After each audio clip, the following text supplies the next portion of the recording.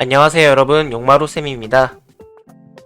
오늘 환경일기장 수업 시작하도록 하겠습니다. 환경일기장 모두 준비해주세요. 이번 시간에는 이상기후 문제에 대해서 알아보고요. 이 이상기후가 사람과 동물에게 미치는 영향에 대해서 함께 알아보도록 합시다. 먼저 영상 시청하겠습니다. 거대한 불길이 무서운 기세로 숲을 집어삼킵니다. 불길이 휩쓸고 지나간 자리에는 검은 재 외에 아무것도 남아있지 않습니다. 숲에 의존해 살던 많은 동물이 화마를 피하지 못하고 목숨을 잃었습니다. 시드니대 조사를 보면 지금까지 동물 5억 마리가 희생된 것으로 추정됩니다. Glossy black cockatoos, the habitat's gone. The Kangaroo Island dunnart, the habitat where they were only found that's wiped out. 그 중에서도 온순한 성격과 귀여운 생김새로 사랑을 받는 코알라들이 가장 큰 피해를 받습니다. 움직임이 느린 데다 이동하는 것을 싫어하는 습성 때문입니다. I'm guessing well over 50% of our koala population's gone. 다행히 코알라 일부는 구조돼 치료를 받고 있지만 앞으로가 더 걱정입니다. Every day they're getting pain relief, all of these guys are. We're also treating them for severe burns on a few of them, minor burns on others. 이번 산불로 코알라 서식지인 유칼립투스 나무 숲의 80%가 불타 없어졌습니다. 때문에 이미 독자적인 생존이 불가능한 기능적 멸종 상태에 접어들었다는 분석도 있습니다. 앞으로 더 많은 동물이 산불의 영향을 받을 가능성이 높습니다. 온실가스로 멸종의 물결이 시작될 것이라고 경고해온 기후학자들은 이번 산불이 재앙의 시초가 될 것이라고 목소리를 높이고 있습니다. YTN 김영근입니다. 네, 영상 잘 봤나요?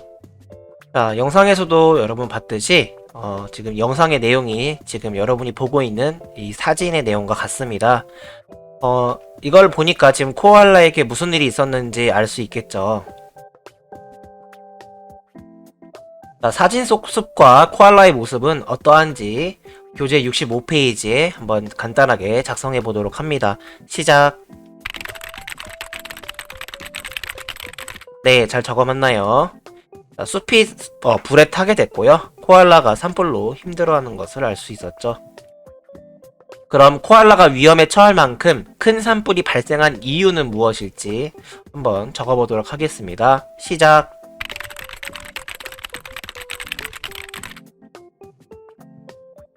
네, 교재 66페이지의 내용이었죠. 자, 이유는 비가 오지 않았기 때문이었고 기온이 높은 데다가 건조하기 때문이었죠. 자, 이상기후와 호주 산불에 대해서 더 살펴보도록 하겠습니다. 2019년 9월 호주에서는 지나치게 높은 기온과 오랫동안 비가 오지 않아 건조해진 날씨로 인해 산불이 크게 발생했습니다. 수많은 사람이 산불을 끄기 위해 노력했지만 대형 산불은 6개월 동안이나 번져나갔습니다. 그 결과 우리나라 면적보다 더 넓은 숲과 땅이 불에 탔고 약 10억 마리 이상의 동물이 사망하는 큰 피해가 있었습니다. 네, 잘 들었죠? 방금 우리가 살펴봤던 내용을 이렇게 정리를 해봤고요. 특히 이제 이 큰 산불로 인해서 많은 피해가 발생했다라는 것을 알 수 있었습니다. 자, 66페이지. 자, 이상기후의 유형과 그림을 알맞게 연결하고 이상기후가 야생동물에게 미치는 영향을 한번 생각해 보도록 합시다.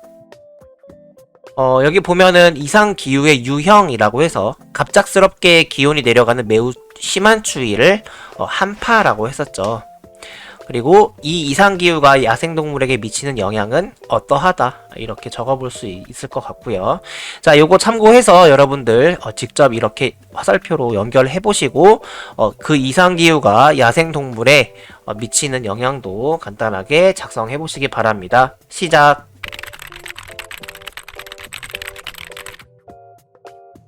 네, 잘 적어봤죠. 자, 넘어가고요. 자, 67페이지입니다. 자, 다음 대화를 읽고 이상기후의 피해를 크게 경험하는 사람들에 대해 생각해 봅시다 라고 되어 있죠. 대화를 한번 볼까요? 기후변화로 인해 폭염과 한파의 발생이 증가하고 있습니다. 폭염과 한파의 피해를 크게 경험하는 사람들을 김그린 기자가 취재했습니다. 김그린 기자입니다. 이곳은 허술하게 지어진 작은 집들이 모여있는 쪽방촌입니다. 이곳에서는 냉난방을 제대로 할 수 없어 폭염과 한파의 피해를 크게 경험하고 있습니다. 특히 이곳에 사는 사람들은 대부분 노인이기 때문에 폭염과 한파가 건강에 큰 위협을 줄 수 있습니다. 실제 주민의 이야기를 들어보겠습니다. 여름엔 바닥에서 열기가 올라와요. 바람도 잘 통하지 않아 집안이 매우 뜨겁지요. 에어컨은 비싸기도 하고 전기요금을 감당할 수도 없어요. 반대로 겨울엔 얇은 벽이 찬 공기를 막지 못해 무척 춥지요. 난방요금이 부담되어 방 안을 충분히 따뜻하게 하기도 어려워요.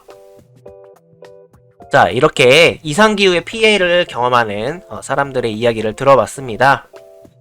자, 여러분도 혹시 이거에 대해서 어떻게 생각하는지 한번 간단하게 생각해보고 정리해봤으면 좋겠습니다. 자, 68페이지입니다. 폭염과 한파의 위험을 크게 경험하는 사람들은 누구일지 한번 68페이지에 적어보도록 하겠습니다. 시작!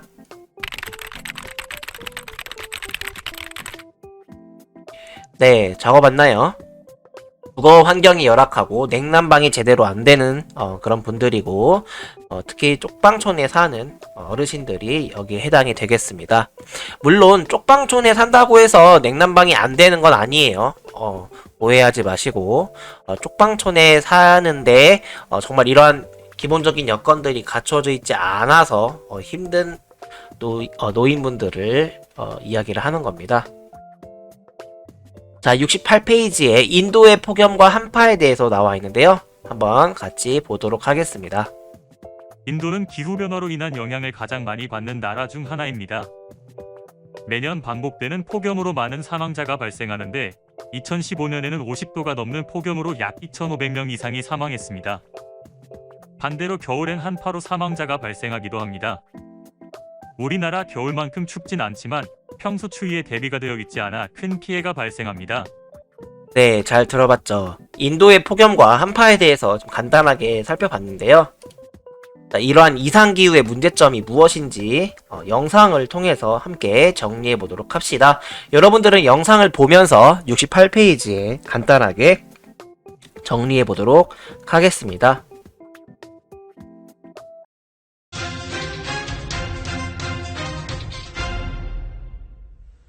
하천과 저수지 등에서 물고기가 집단 폐사하고 있습니다. 가뭄에 하천 바닥이 말라버리고 폭염으로 수온까지 오른 것이 원인으로 꼽히고 있습니다. 성용희 기자가 보도합니다. 가뭄에 바닥을 드러낸 하천, 죽은 물고기들이 수북히 쌓여 있습니다. 길게 파인 하천 고랑은 죽은 물고기들로 가득 찼습니다. 극심한 가뭄에 하천물이 마르면서 갈 곳 없는 물고기들이 폐사한 것입니다. 방조제 가장자리에도 폐사한 물고기들로 긴 띠가 생겼습니다. 한 곳에는 떠밀려온 물고기들이 잔뜩 뭉쳐 있습니다. 군데군데 이제 조금 띠처럼 조금 이렇게 형성이 돼 있었죠. 죽은 물고기들이. 이곳 방조제에서 폐사한 물고기는 이처럼 수거된 양만 현재 10톤이 넘습니다. 수온이 오르면서 물속 산소량이 줄어든 것이 원인으로 추정되고 있습니다. 용존산소량과 수온이 높아져서 아마 숭어떼가 죽은 것 같아서요. 지금 사체하고 시료 채취해서 국과수에 의뢰하고. 소형 저수지에서도 물고기들이 죽어가고 있습니다. 얼마 남지 않은 물은 녹색으로 변해버렸고 배를 드러낸 물고기들은 이미 부패가 시작돼 심한 악취까지 풍기고 있습니다. 이렇게 마른 건 올해 처음이요. 고기도 죽고 깨구리도 죽고 한 것도 없어요. 다 죽어서. 연일 이어지는 가뭄에 폭염까지 기승을 부리면서 피해 확산이 우려되고 있습니다. KBS 뉴스 성용입니다. 본격적으로 폭염이 이어지면서 실내에 앉아만 있어도 땀이 나는 경우가 많지요. 선풍기나 에어컨은커녕 창문도 없이 여름을 나야 하는 쪽방촌 주민들은 여름 나기가 더 힘들어졌습니다. 홍진아 기자가 어느 정도인지 취재했습니다. 서울의 한 쪽방촌입니다. 가파른 계단을 오르니 겨우 한 사람이 발을 뻗을 수 있을 정도의 작은 방이 나옵니다. 창문 하나 없습니다. 더위를 식힐 도구라곤 선풍기 한 대뿐입니다. 올 여름은 어떻게 지낼까? 우선 머릿속에 그게 떠나지 않고 또 밥을 먹어도 밥이 그냥 물 말아서 대충 먹고 그러죠. 방 안 온도는 바깥과 비슷한 32도. 뜨거워진 실내 공기는 해가 져도 쉽사리 식지 않습니다.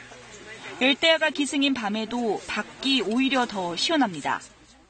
밤에 이제 왔다 갔다 하고 밤에 막 돌아다니니까 못 자요. 죽어야 숨통 맞춰갖고. 취약계층 10가구 가운데 8가구는 선풍기만으로 여름을 버팁니다. 선풍기 하나, 작은 냉장고 하나 없는 집도 있습니다. 평균 나이 71살, 절반가량이 여름철 불볕더위로 어지러움과 두통을 경험했습니다. 호흡 곤란 같은 위급 상황을 겪기도 합니다. 될 수 있으면 집에 안 있어요. 왜냐면 위에가 덜어가지고 찜통이 되거든요, 여기를. 시군구가 운영하는 무더위 쉼터도 이용하기가 쉽지 않습니다. 거리가 너무 멀거나 눈치가 보여 편치 않다고 합니다. 이제 불편한 건 이제 왔다 갔다 하고 이 사람 저 사람 오고 별 사람 다 와요. 올해부터 여름에도 지원해주는 에너지 바우처. 가구당 8,000원 정도 전기 요금을 할인해주지만 이들에게는 별 도움이 되지 않습니다. 대부분은 집에 에어컨이 없어 전기 요금 지원을 받으나 마나. 그조차 10명 중 4명은 지원 대상에서 제외돼 있습니다. KBS 뉴스 홍진아입니다. 네, 잘 봤나요? 그리고 여러분들 68페이지에 잘 정리했을 거라고 생각합니다. 자, 평소와는 다른 비정상적인 이런 이상기후로 인해서 동물들이 체온 조절을 하지 못하거나 먹이를 구할 수 없어서 위험에 처하게 되고요. 이 밖에도 여러 가지 문제점들이 있을 수 있겠습니다. 방금 영상에서도 살펴봤듯이 이제 쪽방촌에서 이렇게 힘들게 사시는 분들의 경우에는 건강 이상 문제도 좀 발생할 수 있겠죠. 69페이지에 이상기후 중 하나의 상황을 선택해서 역할극 대본을 한번 간단하게 써보시기 바랍니다.